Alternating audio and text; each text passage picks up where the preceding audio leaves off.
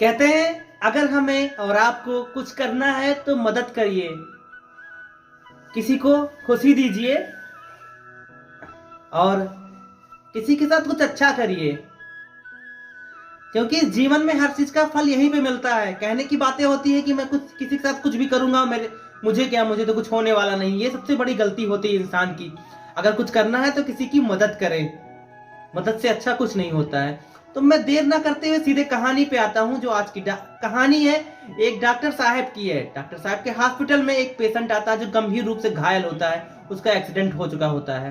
Doctor साहब उसको देखते हैं, उनके मन में पता नहीं क्या ख्याल आता है। वो बोलते हैं इसकी अच्छे से अच्छा देखभाल किया जाए और इसको किसी भी तरीके से ठीक किया जाए।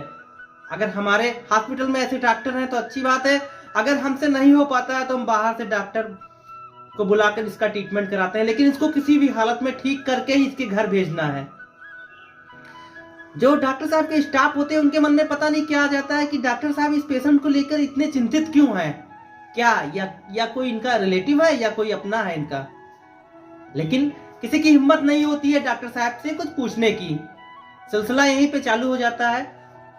उसका ट्रीटमेंट होता है। करीबन 12 दिन बाद उसे होश आता है और करीबन 15 दिन और बीतता है, 28 से 29 30 दिन तक। तब जाके वो व्हील चेयर पे चलने के लायक होता है और 45 दिन बाद उसको डिस्चार्ज करने का नंबर आता है। डिस्चार्ज होने के पहले वहां पे जो पेशेंट रहता है वो बोलता है कि मैं हॉस्पिटल का कितना बिल हुआ मैं इसको पे करना चाहता हूँ, मैं इसको देना चाहता हूँ, चुकाना चाहता हूँ। बिल की जब वो बात करता है तो डॉक्टर हॉस्पिटल के जो स्टाफ रहते हैं उससे बोलते हैं कि आपसे कोई भी बिल नहीं लिया जाएगा, क्योंकि हमारे डॉक्टर साहब ने मना किया है कि इनसे कोई भी पैसा ना लिया जाए और आप अपने घर जा सकते हैं क्योंकि आप बिल्कुल ठीक है। ये बात सुन के जो मरीज पेशेंट रहता है उसको पता नहीं क्या होता है। वो बोलता है कि मुझे डॉक्टर साहब से मिलना है, क्योंकि आपके डॉक्टर साहब बहुत नेक दिल हैं। क्या वो ऐसा सभी के साथ करते हैं या सिर्फ मेरे साथ ही कर रहे हैं। उसका भी क्वेश्चन कहीं ना कहीं ठीक ही था। डॉक्टर साहब तक ये सारी बात बताई जाती है। उस पेशेंट को डॉक्टर साहब के केबिन में ले जाया जाता है। वो डॉक्टर साहब से बोलता है, डॉक्टर साहब पहले तो आपको नमस्ते, मैं आपको जानता नहीं ना मुझे आप जानते हो, तो फिर ऐसा क्यों, आप मेरे साथ ऐसा क्यों कर रहे हो। आप मेरा जो ट्रीटमेंट में पैसे खर्च हुए उसको क्यों नहीं ले रहे हो।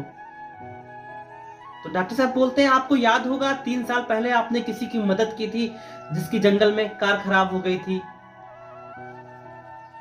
मैं था और मेरी पत्नी थी और मेरे दोनों बच्चे थे। रात का समय था, कोई रुक नहीं रहा था, लेकिन मदद के लिए आप तैयार हुए थे। आपने मेरे कार को ठीक भी किया था। फिर अपने थोड़ी दूर पे आपकी गराज थी, वहां पे ले जाके हमारे कार को पूरी तरीके से ठीक किया था। आपने बोला था अब आपकी कार जल्दी खराब नहीं होगी। जब मैंने आपको पैसा देना चाहा तो आपने बोला कि अगर कोई मदद मांगता है, अगर तब मैं उसकी मदद करता हूं तो मैं उसका पैसा नहीं लेता हूं, क्योंकि उसका हिसाब सीधे परमेश्वर लेता है। मुझे वो पल याद है और मैं तब से हर किसी की मदद करता हूं जितना मुझसे हो पाता है।